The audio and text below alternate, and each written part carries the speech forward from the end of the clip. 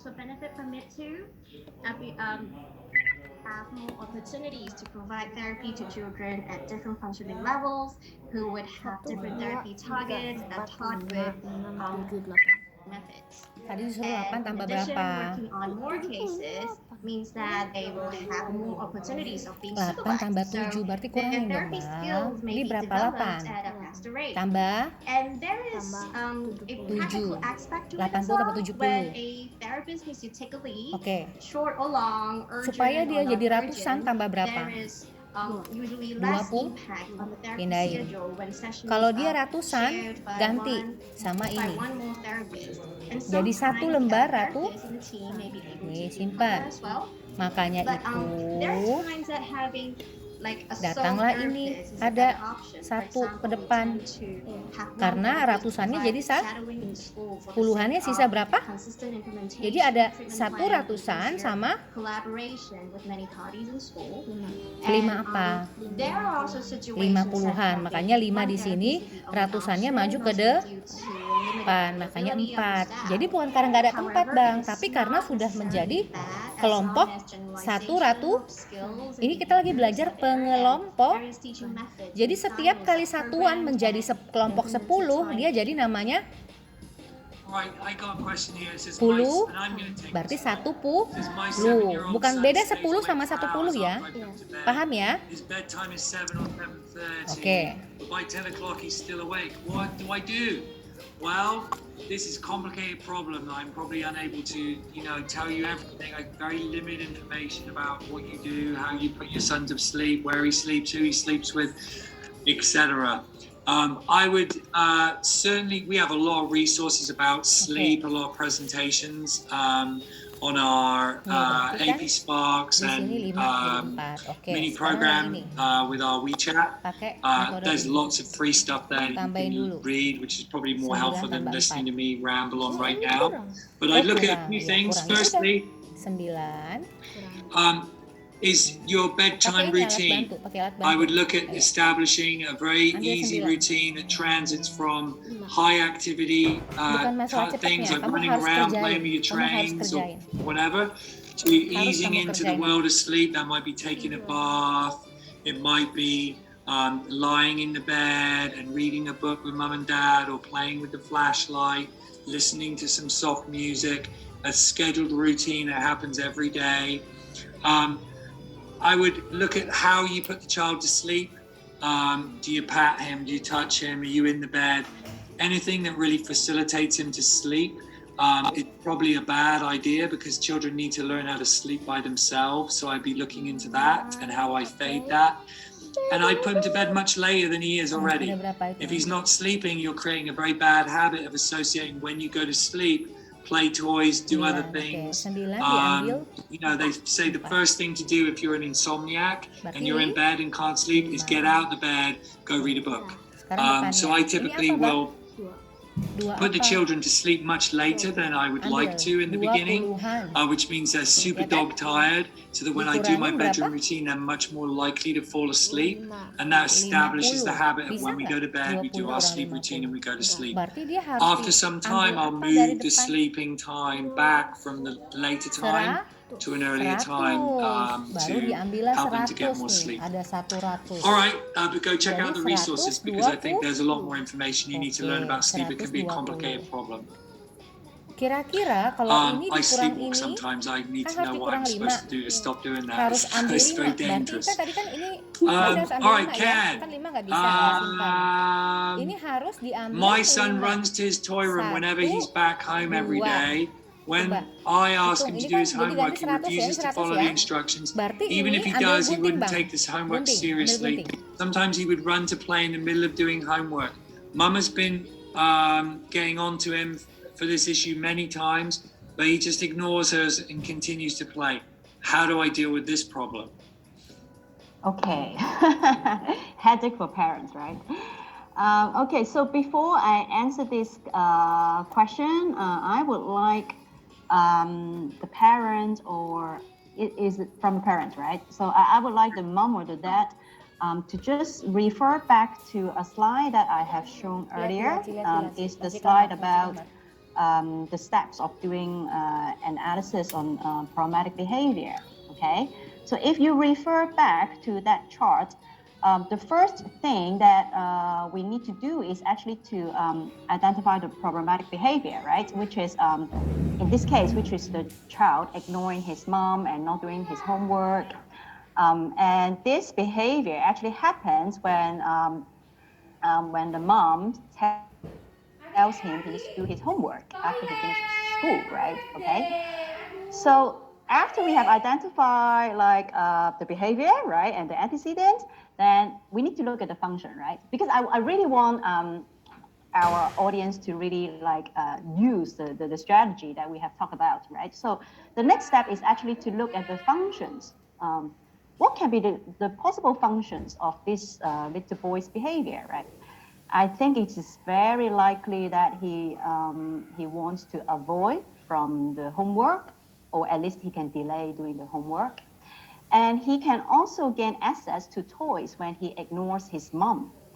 So it seems that he does not get very upset, but he just ignores his mom.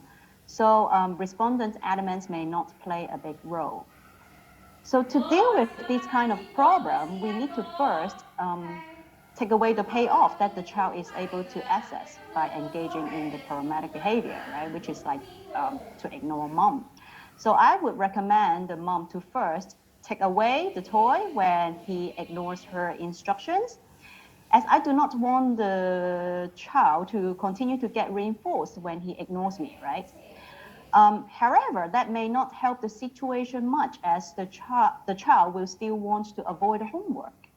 So we need to think about why the child does not like to do the homework. Is it just boredom, or is it because he does not know how to do the homework? If it is just due to boredom, then we should increase his motivation to do the homework with reinforcement. So parents can divide the homework into small parts, and when he finishes one small part, he can take a break or get the toys that he likes. So like, remember, we need to start with small amounts of work at the beginning, and then we gradually increase the duration required for the work. If it is due to the homework too difficult, then we should teach the child to tell us and to seek help. So think about it. If you do not know French and I ask you to do a French homework, you may have no clue and would not want to do it.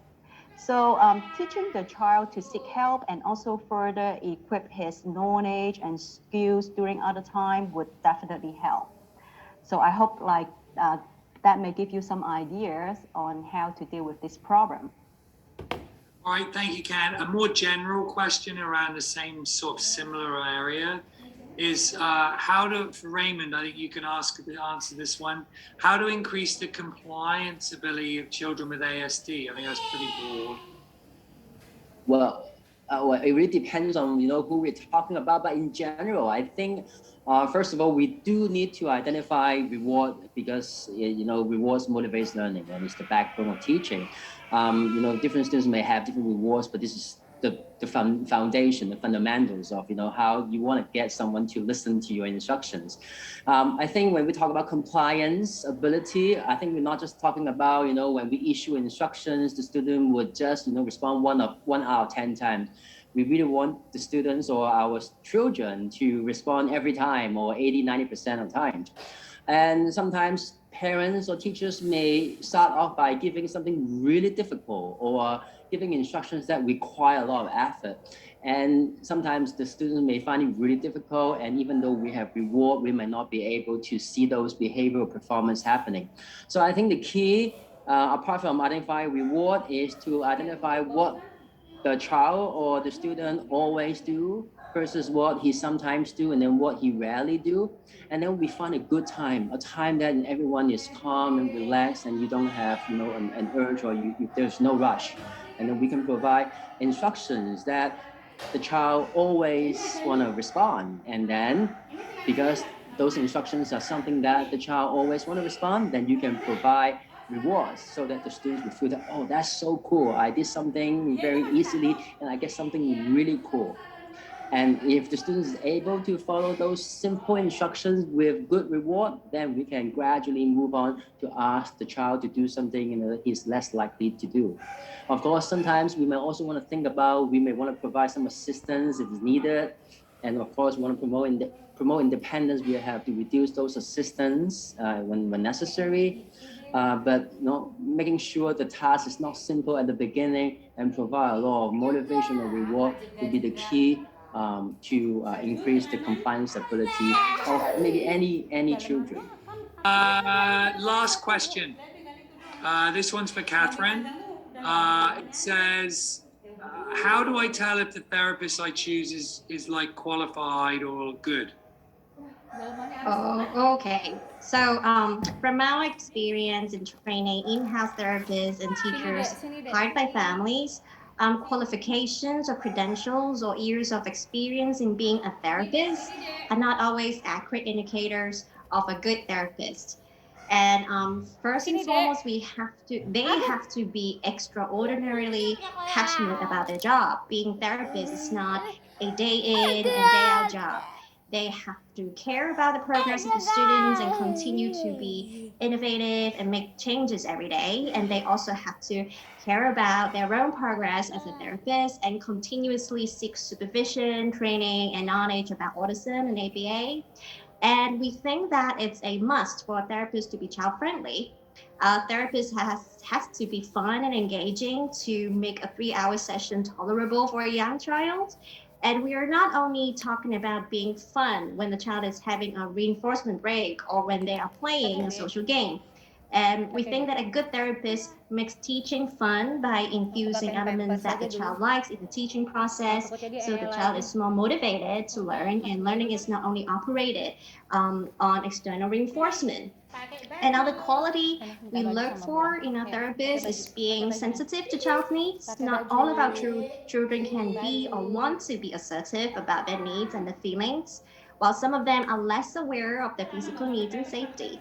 So a therapist should constantly pay attention to changes in their behaviors and provide necessary help and facilitate the child to navigate the situations.